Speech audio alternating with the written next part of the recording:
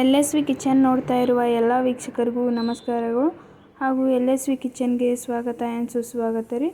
ಇವತ್ತು ವಿಡಿಯೋದಲ್ಲಿ ತೋರಿಸಿರೋದೇನೆಂದರೆ ಪನ್ನೀರ್ ಗ್ರೇವಿ ಯಾವ ಥರ ಮಾಡೋದಂತ.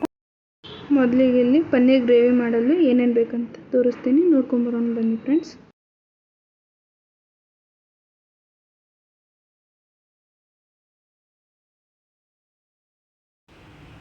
ಒಂದು ಕಪ್ ಪನ್ನೀರ್ ತೊಗೊಂಡಿದ್ದೀನಿ ರೀ. ಒಂದು ಉಳ್ಳಾಗಡ್ಡಿ ಉದ್ದುದ್ದಾಗಿ ಹೆಚ್ಚಿಟ್ಕೊಂಡಿದ್ದೀನಿ ರೀ. ಒಂದು ಉಳ್ಳಾಗಡ್ಡಿ ಚಿಕ್ಕದಾಗಿ ಕಟ್ ಮಾಡಿಟ್ಕೊಂಡಿದ್ದೀನಿ ರೀ. ಇದು ಒಂದು ಟಮಾಟೆ ಹಣ್ಣು ಕಟ್ ಮಾಡಿಟ್ಕೊಂಡಿದ್ದೀನಿ ರೀ.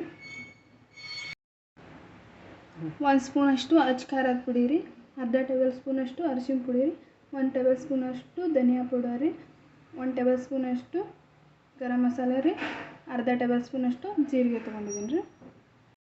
ಒಂದೆರಡು ಪಲಾವ್ ಎಲೆ ತೊಗೊಂಡಿದ್ದೀನಿ ರೀ, ಒಂದು 4 ಮೆಣಸು ತೊಗೊಂಡಿದ್ದೀನಿ ರೀ, ಒಂದು 4 ಲವಂಗ ತೊಗೊಂಡಿದ್ದೀನಿ ರೀ, ಒಂದೆರಡು ಚಕ್ಕೆ ತೊಗೊಂಡಿದ್ದೀನಿ ರೀ, ಒಂದು ಸ್ಟಾರ್ ಹೂ ತೊಗೊಂಡಿದ್ದೀನಿ ರೀ. ಇವಾಗ ಪನ್ನೀರ್ ಗ್ರೇವಿ ಮಾಡಲು ಏನೇನು ಬೇಕಂತ ನೋಡಿದ್ರಲ್ರಿ. ಇವಾಗ ಯಾವ ರೀತಿ ಮಾಡೋದಂತ ತೋರಿಸ್ತೀನಿ ಬರ್ರಿ. ಇವಾಗ ಒಲೆ ಮ್ಯಾಗ ಒಂದು ಬಾಣಲೆ ಇಟ್ಕೋಬೇಕು ರೀ.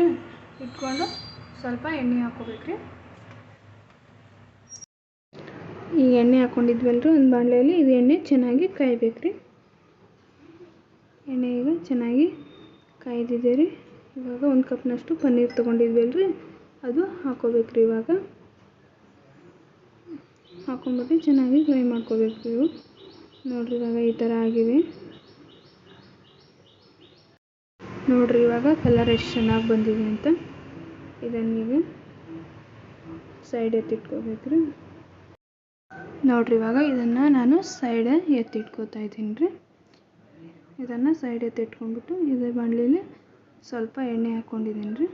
ಸ್ವಲ್ಪ ಎಣ್ಣೆ ಹಾಕ್ಕೊಂಡು ಆಗಳ ಅರ್ಧ ಟೇಬಲ್ ಸ್ಪೂನಷ್ಟು ಜೀರಿಗೆ ತೊಗೊಂಡಿದ್ವಲ್ರಿ, ಅವು ಹಾಕ್ಕೋಬೇಕು ರೀ. ಒಂದು ಉಳ್ಳಾಗಡ್ಡಿ ಉದ್ದುದ್ದಾಗಿ ಕಟ್ ಮಾಡಿ ಇಟ್ಕೊಂಡಿದ್ವಲ್ರಿ, ಅದು ಕೂಡ ಹಾಕ್ಕೋಬೇಕು ರೀ. ಹಾಕ್ಕೊಂಡು ಚೆನ್ನಾಗಿ ಫ್ರೈ ಮಾಡ್ಕೋಬೇಕು ರೀ. ಉಳ್ಳಾಗಡ್ಡಿ ಎಲ್ಲ ಚೆನ್ನಾಗಿ ಫ್ರೈ ಮಾಡ್ಕೊಂಡಾದ್ಮೇಲೆ ಆಗಳೇ ದೊಡ್ಡದಾಗಿ ಒಂದು ಟಮಾಟೆ ಹಣ್ಣು ಕಟ್ ಮಾಡಿ ಇಟ್ಕೊಂಡಿದ್ವಲ್ರಿ, ಇದು ಫ್ರೈ ಆದಮೇಲೆ ಅದು ಕೂಡ ಹಾಕ್ಕೋಬೇಕು ರೀ ಇದರೊಳಗೆ. ನೋಡಿರಿ ಇವಾಗ ಉಳ್ಳಾಗಡ್ಡಿ ಚೆನ್ನಾಗಿ ಫ್ರೈ ಆಗಿದೆ. ಈಗ ಒಂದು ಟಮಾಟೆ ಹಣ್ಣು ಹೆಚ್ಚಿಟ್ಕೊಂಡಿದ್ವಲ್ರಿ, ಅದು ಕೂಡ ಹಾಕ್ಕೋಬೇಕು ರೀ. ಟಮಾಟೆ ಹಣ್ಣು ಹಾಕ್ಕೊಂಡಿದ್ವಲ್ರಿ, ಅದು ಕೂಡ ಚೆನ್ನಾಗಿ ಮೆತ್ತಗಾಗೋವರೆಗೂ ಬೇಯಿಸ್ಕೋಬೇಕು ರೀ. ಇದು ನೋಡಿರಿ ಇವಾಗ ಈ ಥರ ಬಂದಿದೆ. ಇದು ಚೆನ್ನಾಗಿ ಫ್ರೈ ಆಗಿದೆ. ಇದನ್ನು ಮಿಕ್ಸರ್ಗೆ ಹಾಕೊಂಡ್ಬರೋಣ ಬನ್ನಿ. ಇವಾಗ ಇದು ಚೆನ್ನಾಗಿ ಫ್ರೈ ಮಾಡ್ಕೊಂಡಿದ್ವಲ್ರಿ, ಇದೊಂದು ಮಿಕ್ಸರ್ ಜಾರ್ ತೊಗೊಂಡ್ಬಿಟ್ಟು ಮಿಕ್ಸರ್ ಹಾಕ್ಕೊಂಬರ್ಬೇಕು ರೀ. ನಾನೀಗ ಮಿಕ್ಸರ್ ಜಾರ್ಗೆ ಹಾಕೋತಾ ಇದ್ದೀನಿ ರೀ.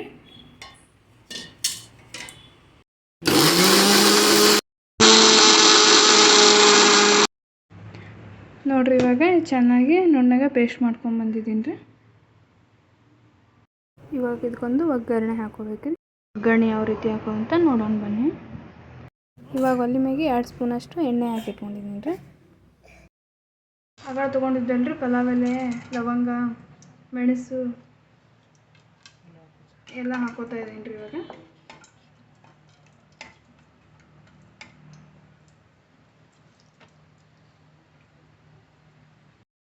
ಅರ್ಧ ಟೇಬಲ್ ಸ್ಪೂನಷ್ಟು ಜೀರಿಗೆ ಹಾಕೋತಿದ್ದೀನಿ ರೀ.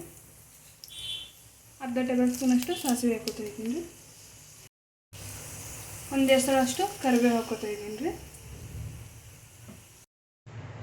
ಆಗ ಸಣ್ಣದಾಗಿ ಉಳ್ಳಾಗಡ್ಡಿ ಕಟ್ ಮಾಡಿ ಇಟ್ಕೊಂಡಿದ್ವಲ್ರಿ ಒಂದು, ಇವಾಗ ಹಾಕ್ಕೋಬೇಕು ರೀ. ಹಾಕ್ಕೊಂಬಿಟ್ಟು ಚೆನ್ನಾಗಿ ಫ್ರೈ ಮಾಡ್ಕೋಬೇಕು ರೀ. ಇವಾಗ ಅಚ್ಚ ಖಾರದ ಪುಡಿ, ಅರಿಶಿನ ಪುಡಿ, ಧನಿಯಾ ಪುಡಿ, ಗರಂ ಮಸಾಲ ತೋರಿಸಿದ್ನಿಂದ್ರಗಳೇ ಇದೆಲ್ಲ ಹಾಕೊಂಡ್ಬಿಟ್ಟು ಚೆನ್ನಾಗಿ ಫ್ರೈ ಮಾಡ್ಕೋಬೇಕು ರೀ. ಇವಾಗ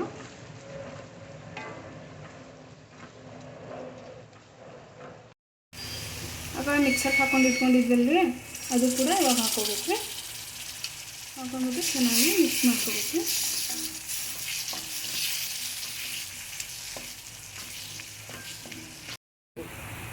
ಎಲ್ಲ ಚೆನ್ನಾಗಿ ಎಣ್ಣೆ ಬಿಡುವವರೆಗೂ ಒಂದು 5 ನಿಮಿಷ ಬಿಡಬೇಕು ರೀ.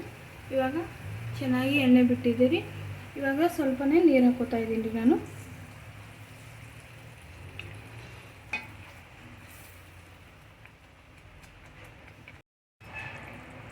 ಇವಾಗ ಸ್ವಲ್ಪ ರುಚಿಗೆ ತಕ್ಕಷ್ಟು ಉಪ್ಪು ಹಾಕ್ಕೋಬೇಕು ರೀ. ಉಪ್ಪು ಹಾಕ್ಕೊಂಡು ಆಗಾಳ ಪನ್ನೀರ್ ಫ್ರೈ ಮಾಡಿ ಇಟ್ಕೊಂಡಿದ್ವಲ್ರಿ, ಅದು ಹಾಕ್ಕೋಬೇಕು ರೀ. ಹಾಕ್ಕೊಂಡ್ಬಿಟ್ಟು ಚೆನ್ನಾಗಿ ಮಿಕ್ಸ್ ಮಾಡ್ಕೋಬೇಕ್ರಿ. ಇವಾಗ ಇದಕ್ಕೆ ಮುಚ್ಚಳ ಮುಚ್ಚಿಬಿಟ್ಟು ಒಂದು 5 ನಿಮಿಷ ಕುದಿಯಕ್ಕೆ ಬಿಡ್ತಾಯಿದ್ದೀನಿ ರೀ ನಾನು. ಇವಾಗ ಒಂದು 5 ನಿಮಿಷ ಆಗಿದೆ. ಇದು ನೋಡಿರಿ ಎಷ್ಟು ಚೆನ್ನಾಗಿ ಕುದ್ದಿದೆ. ಇದು ಚಪಾತಿ ಜೊತೆ ತುಂಬ ಚೆನ್ನಾಗಿರುತ್ತೆ ರೀ. ನೋಡಿರಿ ಎಷ್ಟು ಚೆನ್ನಾಗಿ ಕುದ್ದಿದೆ. ಇವಾಗ ಸ್ವಲ್ಪ ಮೇಲೆ ಕೊತ್ತಂಬರಿ ಉದುರಿಸ್ಕೋಬೇಕು ರೀ. ಇದನ್ನು ನೀವು ಚಪಾತಿ ಜೊತೆ, ಅನ್ನದ ಜೊತೆ, ರೊಟ್ಟಿ ಜೊತೆ ಎಲ್ಲದ್ರ ಜೊತೆ ತಿನ್ಬೋದು ರೀ. ತುಂಬ ಅಂದರೆ ತುಂಬ ಚೆನ್ನಾಗಿರುತ್ತೆ ರೀ. ಈಗ ಮ್ಯಾಗ ಒಂದು ಸ್ವಲ್ಪ ಕೊತ್ತಂಬರಿ ಉದುರಿಸ್ಕೊಂಡ್ರೆ ಪನ್ನೀರ್ ಗ್ರೇವಿ ರೆಡಿ ಆಯ್ತು ನೋಡಿರಿ.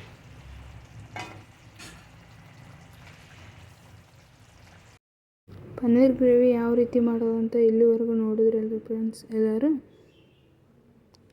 ಎಲ್ಲರಿಗೂ ವಿಡಿಯೋ ಇಷ್ಟ ಆಗೈತೆ ಅಂತ ಅನ್ಕೋತೀನಿ ರೀ. ಇಷ್ಟ ಆದರೆ ಲೈಕ್, ಶೇರ್, ಕಮೆಂಟ್ ಮಾಡಿರಿ.